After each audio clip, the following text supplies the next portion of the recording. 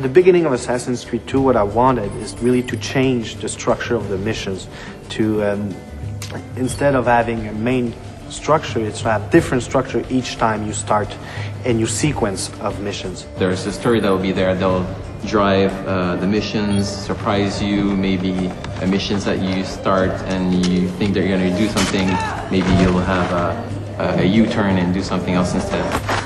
Hey, I remember you. You never know really what's going to happen next in Assassin's Creed 2. There's a little bit for everybody. We're really trying to make sure that the game appeals to as many people as possible. We have reach high points still in AC2 with climbing puzzles. Then you'll have, collectible quests. There are crowd missions. There's the narrative mission. You have these missions that you can do to change your notoriety in the city. There's also the city life, which are just randomly occurring acts throughout the world. For example, we have the messenger. The messenger who sees Ezio, sees the player, will run away. So it's up to the player to say, am I chasing him to get the letter he's carrying or not? We have one guy that we call the pickpocketeer. So basically that guy will be able to steal the money from the assassin and start running. So what do?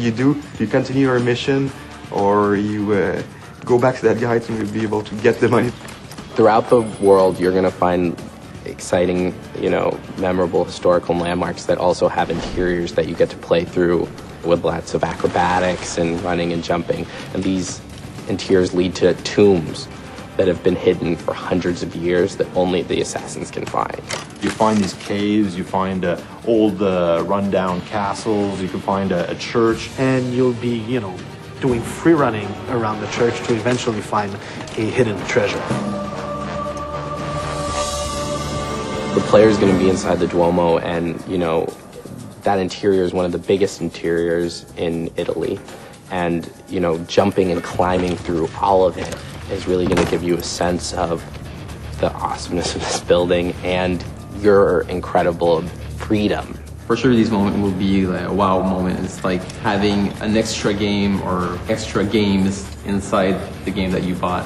So each missions are different, a lot more variety. So it's not about doing investigation and assassination 9 times. It's really more like each time a mission can lead to a beat-up mission, can lead to a chase, an escape, can lead to an assassination. It's quite overwhelming, the amount of stuff there is. Well, having more missions requires us ultimately to have more cutscenes and more cinematics, but I think we're adding a lot of value to these to the player. Like a couple of examples of this is you could still control the camera like you did in AC1. People like that feature a lot.